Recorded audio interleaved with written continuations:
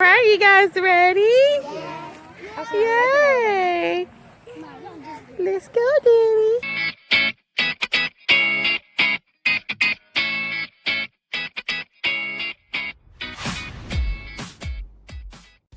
Assalamu alaikum, Alabama. This is some footage from Saturday when we went to our Eid celebration. It's at this place in Montgomery called the Grandma Home Retreat. And it's just acres and acres of land owned by Muslims. And they put up bouncy houses. They have water slides, horse riding, kayaking, canoeing, all the free food you could want. Lots of water stations and drink stations, keeping everybody hydrated. And as you can see, it's just beautiful out there. There's palm trees everywhere. There's even like a little sand dune and beach area.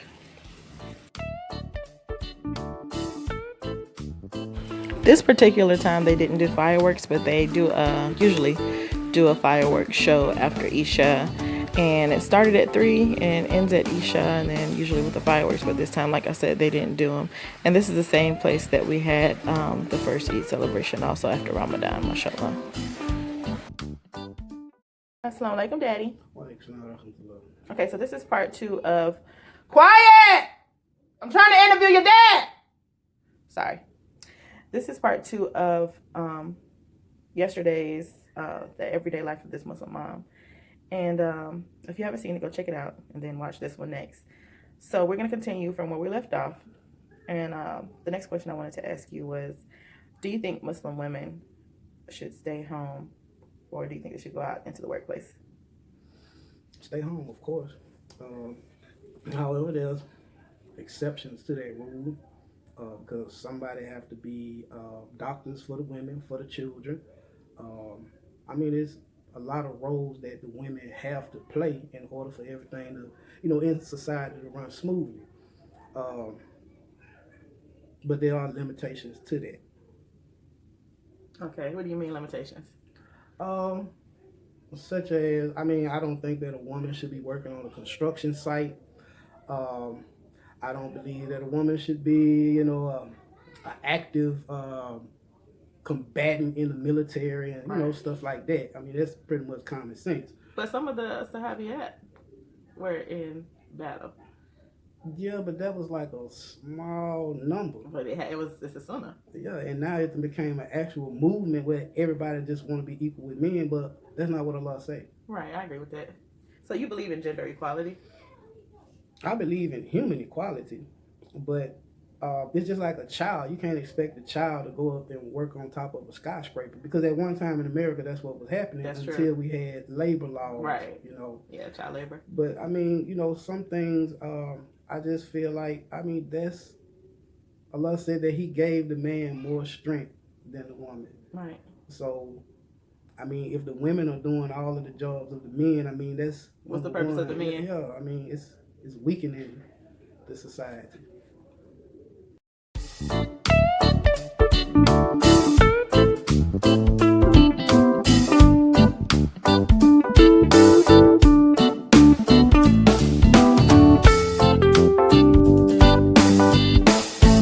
This question is, do you feel like being a stay-at-home mom is equally as trying and challenging as being the husband and sole provider of the family?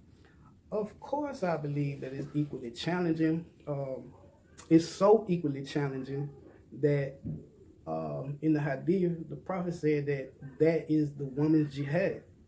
So, for the men, if a man goes out and he, fights in the cause of Allah, strives in the cause of Allah, if he died in the course of that striving, that he's guaranteed Jannah.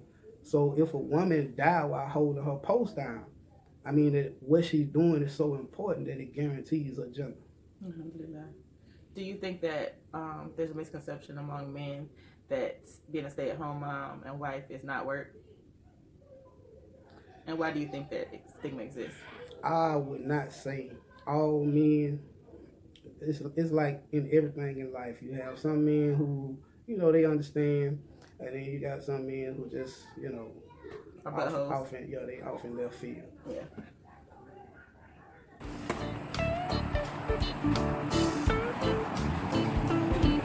What's up, boyfriend? What you doing today? I'm about to pull this fuel rail to inspect these fuel regulators. Okay, and hopefully that will be a problem. Sounds sexy. Transmission in the intake now. Oh, yes. Battery. You coming in? You coming in? Yep. So, we are going to try jackfruit today. Never had jackfruit before, so I'm nervous. I heard it tastes like bubblegum, but it smells like butt gum. So we're gonna see, inshallah. I'm nervous. Some men just want their wives to stay home barefoot and pregnant and lift their aprons up every now and then. Well, let's just look at it from a different perspective. Okay, the woman feels like she's being oppressed because she has to stay at home and barefoot, pregnant, all that. Okay. Not oppressed. Because we don't feel oppressed. Okay, let me just say. Okay, all right, shut me up. Okay, yeah. Okay, yes, this is the part that a lot of sisters miss. And, like we was talking about, the woman be trying to vent to the man and the man be looking for a logical solution and all that. But a lot of time y'all women be so busy talking that y'all don't listen. I mean, we go through a struggle too. I mean, do you sisters really understand, the things that we have to go through in order for y'all to stay at home and to be protected inside of the household, in order for the kids to be reared and raised up properly? Do you really understand the things that we go through as men? Well, elaborate.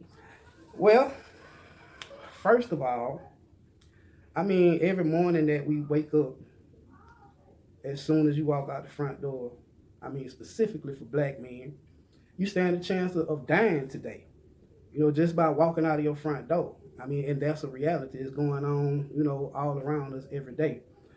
In addition to that, I mean, just the process of looking for a job. I mean, a lot of times the women are emotional because they feel like we're not giving them enough attention, or, this whole thing about rejection. But can you imagine what a man go through when he go to an interview and he give his all? He present the best part of him at this interview just to have his best rejected.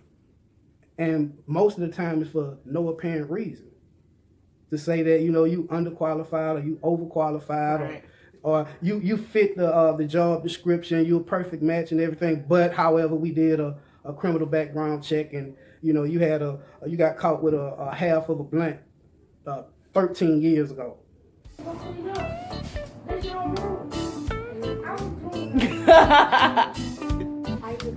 Yes, I am recording them.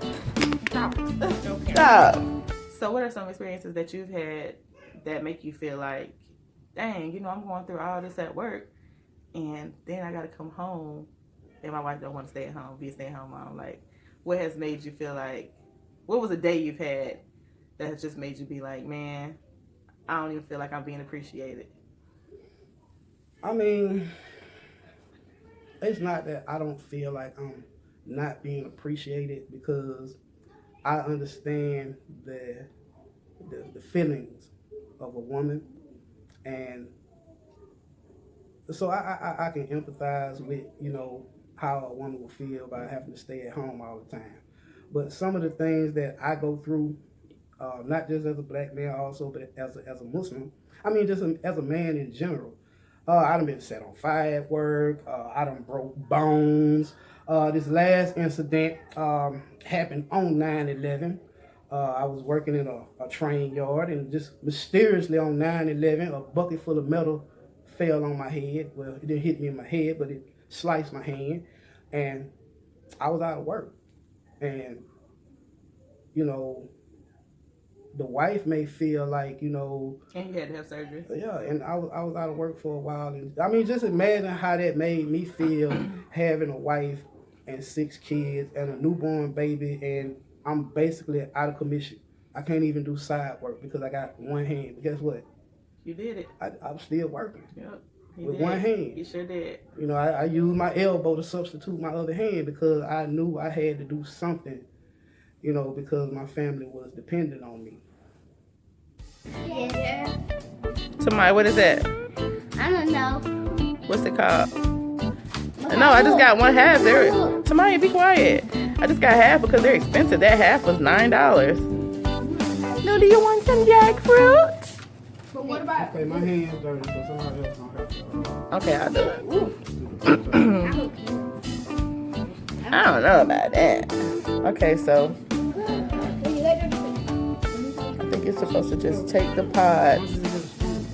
Let me cut it in half. Some things that you think wives need to understand about their husbands. What are first the misunderstandings and secondly the clarifications? The things that cause rifts in relationships. One of the misunderstandings is, first of all men are not the same. Okay, let's get that straightened up now from the beginning. All men are not the same. You have some, you know, AOs out there, but then you have some men who are really sincerely trying. And I mean, the only reason why they're trying, their whole motive in doing it is to please Allah. So it's not easy being a man. You know, a lot of time women will think about, you know, well, y'all get to go out into the world and you get to make money and, you know, you're in control and all that. Well, that's a part of it, but I mean, for the most part, I mean, unless you got a job sitting in some office and even then, you know, you experience struggles in doing that. But I mean, I think sometimes women should take into consideration the things that we have to go through in order to provide for our family. Looks like an armadillo butt. It does look like an armadillo butt. So you're supposed to like cut this middle part out. The core, I think this one is dried up or something. This is the part that's supposed to eat. It looks like alright, Good morning, Mommy.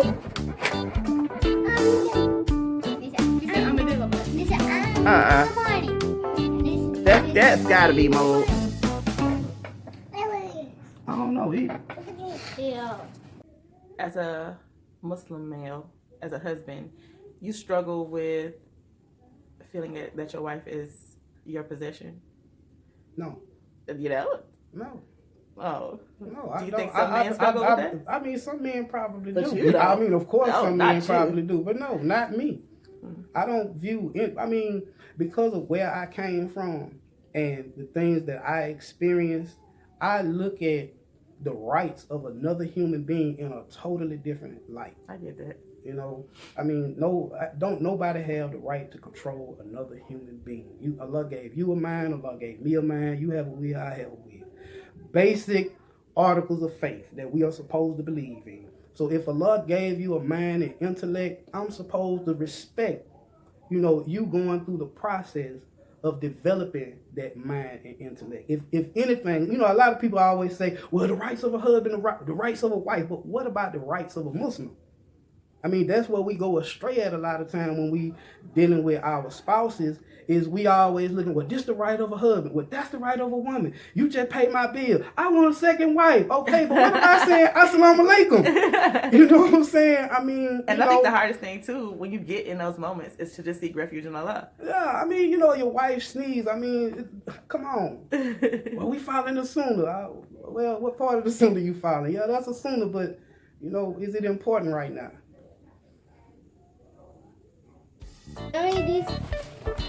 Especially it's so white, it's supposed to be that yellow color.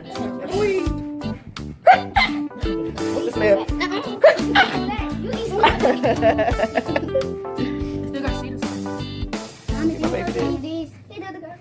That's the part you're supposed to eat.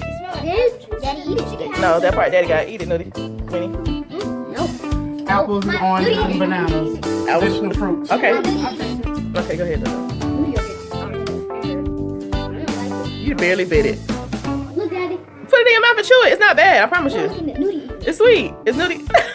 Oh, this is nasty. Come on, y'all. Let's do the song. Ready? 1, 2, 3. Popeye the Sailor Man, whoop whoop. He lived in a garbage can, whoop whoop. He flies to the finish 'cause he eats his spinach. He's Popeye the Sailor Man, whoop whoop. Oh God. Polygyny and how it applies to the world today. My thoughts on polygyny is this. First of all, disclaimer, we know it's a sunnah, but monogamy is also a sunnah. So let's just get that over with. And I don't need nobody in the comments talking about one for your sister, what you want for yourself. Because I want for my sister what I want for herself, and that's her own damn husband. Yeah, Go I ahead. want that for my sister too. Polygyny, this is my opinion on it, okay? I believe, and my opinion on this is not, geared towards the whole Muslim world, because I've never been to a lot of these other countries and stuff that don't know anything about their culture. But here in America, where I was born and raised at, I don't think that the Muslim Ummah in America, for the most part, few exceptions, but for the most part, I don't think that we are mature enough in our deen to practice polygyny on a wider scale in America. I just don't think that we are mature enough in our deen for that. And we're going to do a separate video that's just about polygyny, and we're going to talk about our experience in polygyny. Yeah, because, it's like, it's so much going on in American culture that we are bringing into Islam with us, and we trying to, mix oil and water together, and it's not going to work. At some point, we have to, just sit down. Like they're saying, well, it's an imbalance between the male population and the female population. What is the female supposed to do? It ain't enough eligible men out here. Sit down and make salat. Make dua. Read the Quran. Get yourself ready. And I think familiarize yourself with the rights of a husband, the rights of a wife, the rights of a Muslim, the rights of your children. Because if everybody is following physical impulses, what we gonna produce? You might be good with being the second wife, but what about them children? Yeah. And I think what a lot of people don't think about either is they say, oh, well, there's more women than men. But a lot of these women, baby, they are not ready to be wives. Let me tell you. There are more women than men, but like I'm saying, there are more children, Muslim children in America that's growing up without that family structure than there are single men or single female. What's the priority? We can gratify the Ummah for this generation, but what about the next generations that come? The next generation of Muslim children, when they grow up and they feeling real skeptical about all this. Well, they talking about the Sunnah and the little boy over here looking like, I don't know about what they got going on about this Sunnah, man. Cause man, my mom and my dad, they was on the Sunnah and they was on the Hawk, and they was doing this and they had all kind of stuff going on, man. Y'all just like Christians. Yep. And that's how a lot of these kids feel. And there are so many Muslim children in the system that need foster homes. Yep. And there is just like almost no Muslim that are being foster parents. It's ridiculous. I have a friend, she's in the military, and she's a Christian. Yep. And she was a foster parent to some Muslim kids. And the things that they experienced in a Muslim household was freaking disgusting. Yeah. It was disgusting. And their mother was in court giving my friend hell about kosher meat and halal meat and making sure that stuff was at least kosher. But you weren't even feeding these children when you had them. They was making grass sandwiches. Yeah, literally. So it's like so many other things that we need to be discussing. And it's like polygyny. The brother Shadid Muhammad, some statements that he made, and I agree with him because, we came from a similar situation. So we understand that mindset. Right. And you got a lot of brothers that, experience Islam while they incarcerated, and then when they get out, you bringing a lot of that prison mentality into the Ummah. And there's so many brothers that's coming out of prison that's bringing that prison culture into Islam. We need to purify ourselves, man. We ain't mature enough for it. Yeah, Jack was gonna be a no for me. And a yes for her. Everything. Hey, Mama. Hi. Black on black. Hi.